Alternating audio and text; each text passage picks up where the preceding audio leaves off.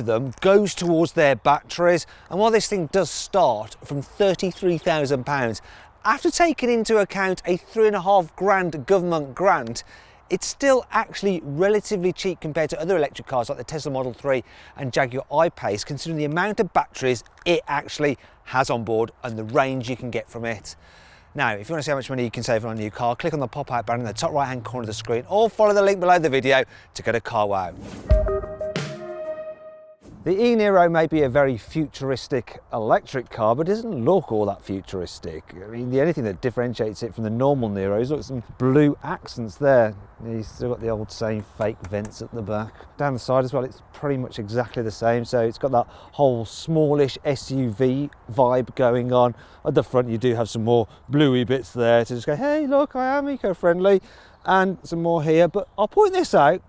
The vents at the front do actually lead somewhere. They serve a purpose for aerodynamics. But yeah, generally, it's quite an unassuming looking car, and it's the same really. Here on the inside as well, I do quite like the interior design. It's simple, it's easy to understand.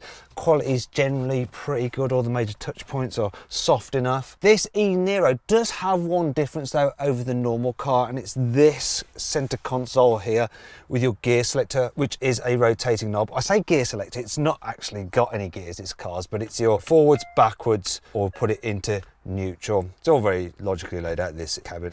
You've got all your controls there for your infotainment system, those for your climate and stuff, all your door switches and things. You've got some nice gloss trim here, some metal bits on the switches which do help improve the quality feel. And Kia used to do horrible steering wheels, but this one is actually quite nice, though the central boss is a bit scratchy. Also for a high-tech car, look at this. Got old filament bulbs for the interior lighting, and yes, you have a big sun visor, which is really good to block out the sun, but you actually have to open the vanity mirror and then turn on your little light up there. Once again, a filament bulb, which is a little bit old-fashioned.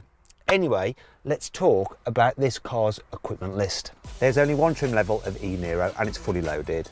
So you get automatic cruise control with radar to keep you a safe distance from the car in front, and it'll also auto steer to keep you in lane. Takes the stress out of long journeys. You get a full leather interior and 8-way electrical adjustment for the driver's seat.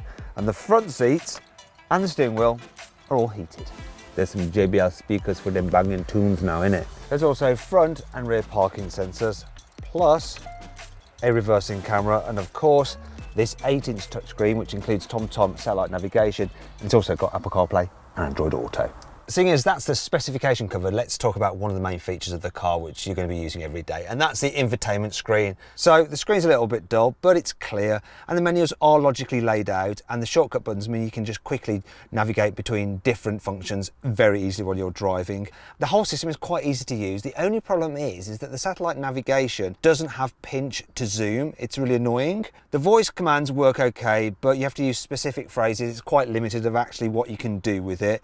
Still, inputting a destination into the satellite navigation is easy. However, the buttons can be a little bit laggy and slow to respond, but once you've inputted the destination, the sat nav actually calculates the route pretty quickly. In fact, you know what I'm going to do? I'm just going to use my Google Maps on this thing rather than bother with Kia's system, because there's no way Kia can do mapping quite as good as Google now, is it?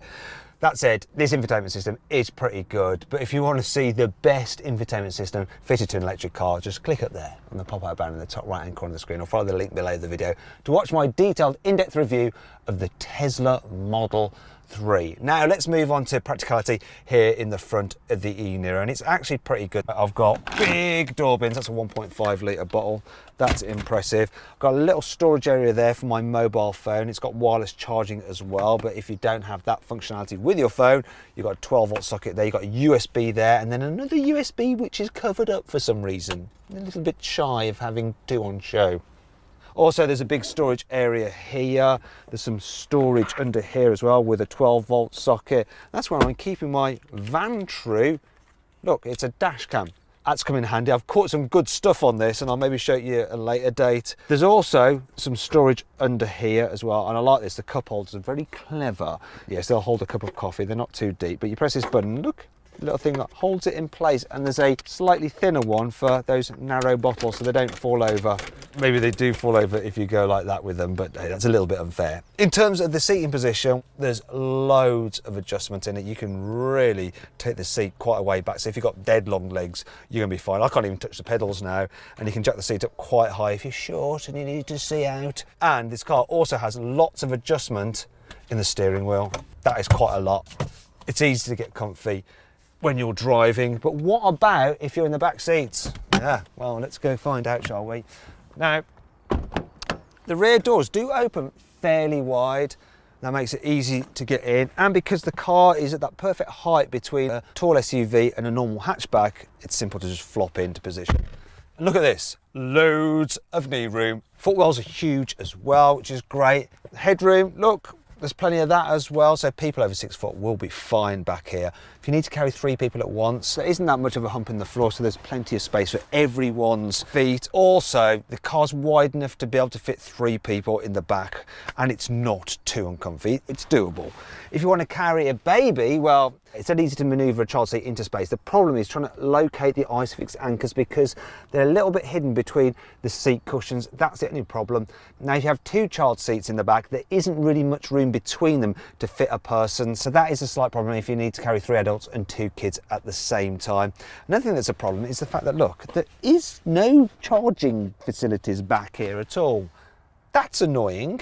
The door bins as well in the back, they're kind of single serving. You can fit a bottle in them, but that's it, nothing else. Still, you do have some pockets on the seat backs which will hold an iPad or something like that. Also, I really like the fact that the rear windows are nice and large, and they do go almost all the way down, so you can actually lean your elbow out there without resting it on the glass. Not so keen on the fact that the coat hooks are there. It kind of gets in the way if you need to hang a coat in the back with people in the back at the same time. And the reading light, once again, it's a filament bulb, which isn't great. The position's good though for reading a book. I'm not so pleased about this though. Yes, you do have an armrest and some cup holders, but there's no through loading if you want to carry longer items and 2 people in the back. That's not so great, but let's move on to the boot because that is quite impressive. So bizarrely, the boot on this e-Niro is slightly larger than the normal Niros by about 5 times this much, which is odd because usually it's the other way around because the batteries take up space. I don't know how they've done that. In fact, in total, you've got about 90 worth of these space in this car's boot, and it is a really good size. For instance, underneath the load cover, you can fit 1 large suitcase, 1 small suitcase, and 2 soft bags. Also, you can fit a baby buggy under there, and there's room for golf clubs and stuff. I like this look though. The load cover, the way it's retractable rather than a solid one like you get on most hatchbacks. Just get that out of the way. More on this later. There is a bit of a load lift, but it's not too bad, so you can just slide things straight over it like that. You do have a little bit more storage under here as well, and the space for the charging cable there. There's a few tie-down hooks if you need those. There's also, I was going to say a 12-volt socket. You get one on the normal Niro, but not here on the electric one. Probably just trying to save all the energy it can. Let's fold down the rear seats, and when you do that, as you can see, they're like almost completely flat, which makes it easy to slide things to the front like that, and it won't slide back down again. In fact, with the seats down, you can fit 2 large boxes across the back seats with a small box squeeze in between them, then the space for an extra 12 more small boxes and 2 large suitcases. Yes, this is a very practical car. In fact, you can fit a bike in there with both wheels attached. You don't have to remove one of the wheels at all. It's a very practical family car, and it's emission-free motoring too. Now then, it's time for the CarWow 5 annoying things about this car. This car is designed to look a little bit like an SUV, but it doesn't have SUV style doors which cover the sticky outy side skirts, which means that when you've been driving in bad weather, they're going to get covered in filth, and then when you get out, you'll rub your trouser legs on them, and then you'll have filth on your trousers. The car's manual is so freaking big, it's almost as big a read as the Bible. And there's a second one for the navigation system, which is in almost all the languages under the sun. And when you put them both in the glove box, it's pretty much full. The brakes make this weird groaning sound when you're just creeping along in traffic. This car makes so many beeps and bongs. It kind of reminds me of a Game Boy from the 1990s. think Super Mario's just going to jump on top of the car and squish it. It even does it when you turn it off and on. And rather appropriately, the definition of the screen for the reversing camera looks like it's from a 1990s Game Boy as well. Thankfully, this car has plenty of cool features to help make up for all this. Here's 5. The car emits a futuristic noise from the front to warn pedestrians so they can hear it coming, because obviously it's silent being an electric car. However, you can turn it off if you want to go around running people over. The e-Niro has some unique features for its infotainment system. For instance, you can set your planned departure time and it will preheat the cabin so it's nice and toasty for when you are ready to leave. Also, the satellite navigation system shows you a range you have with the amount of charge in the battery.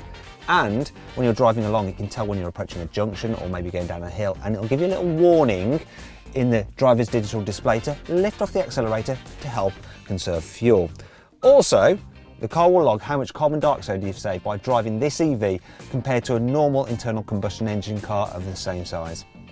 There are some changes to the bodywork over the normal Niro to help make this car a bit more aerodynamic. So, for instance, there is no grille because there is no engine that needs cooling. Also, the alloy wheel designs have less drag, that improves efficiency, as do the shape of the windscreen wipers. Once again, improve the airflow and reduce the drag. And it's the same story with the door mirrors, all specifically designed to maximise how far you can go on a full battery. I just can't express how much I love the fact that, look, you can fit the load cover underneath the boot floor. Ah! Sorry, it's a nervous tick. Being a Kia, you get a 7-year, 100,000 mile warranty. Though doing 100,000 miles in an electric car, what with all the charging, could take you a while, probably longer than 7 years.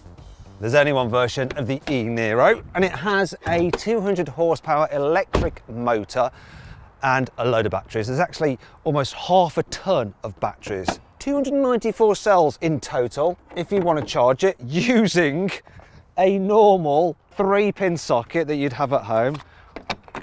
One of these. It's going to take you 29 hours, so don't do that. If you have a fast AC charger, it'll take about 10 hours. However, you want to charge it up from a DC charger, a rapid charger, you can charge it from empty to 80% full in just 1 hour, 15 minutes. So that's going to be the best way to charge this car. Being an electric car, the Kia e-Niro is really nice to drive in town. So when you poot along, it's just silent because you haven't got the rattle of a diesel or a petrol engine. And then when you put your foot down, you get instant response from that electric motor that, oh, that was a little bit over the limit there. And so it's great for just nipping through gaps in traffic. As for speed humps, it deals with them pretty well. One of the things about electric cars is that they are quite heavy because they have to carry around a lot of batteries. As a result, they're usually fitted with quite firm suspension to stop them leaning too much in the bends. And that means when you go on a broken road or you're driving over little bumps, you do get this sensation of them just like bobbing about a little bit. And yes, this e-Niro does that a touch. It's nowhere near as bad as a Nissan Leaf, but this thing doesn't glide at the road quite as well as a Toyota RAV4 hybrid does. Now, if you want to see my full in-depth video review of the Toyota RAV4, then just click up there on the pop-out button in the top right-hand corner of the screen. One of the things about electric cars is that when you lift off the accelerator, the motor then works in reverse, and actually the wheels turn to then drive the motor, which puts charge back into the battery, and that creates a slowing effect. And in this car, you can actually alter the severity of the slowing effect by pulling on this pedal to have it maximum, or the other pedal to make it minimum. Have it as you like it. I actually like it at maximum because then you can control the car on the throttle. You don't really have to use the brakes that much at all. And that's kind of good in a way because at slower speeds the brakes can feel a little bit grabby. Right, let's see how easy it is to park this car. So I'm going to rely heavily on the camera and sensors. The door mirrors aren't the biggest and they don't tilt down, so they could be a bit better. Visibility towards the front, it's okay, you get a bit of a blind spot there. The worst bit is at the back because the rear pillar is quite thick. So this is going to take a few goes. What I can't complain about is the steering though, super light.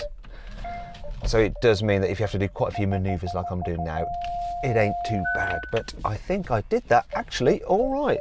Bravo. Tell you what I also like, the gear selector. So it's dead easy to just flick it from reverse into drive.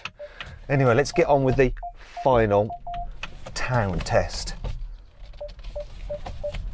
Let's see how manoeuvrable this car is. So here's a mini roundabout. Can I do a U-turn without, hey, someone almost crashing into me? Oh God. Well, I can do a U-turn, no problem at all, because this thing has a really tight turning circle. It's better than a Volkswagen e-Golf and about the same as a Nissan Leaf. Dead manoeuvrable, easy to weave about through town. That was a close call.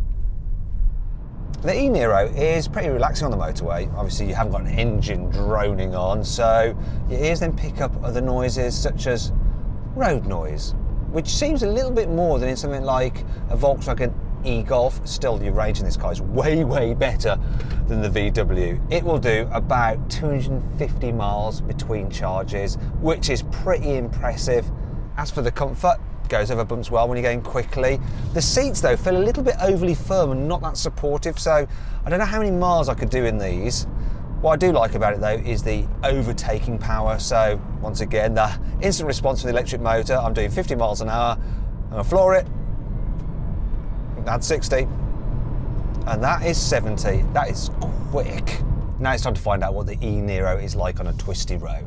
Now electric cars don't tend to be that great round fast sweeping bends because they're quite heavy because they're having to lug about all the batteries, but this is all right. It doesn't lean too much, so you're not going to get car sick, and the steering feels quite precise.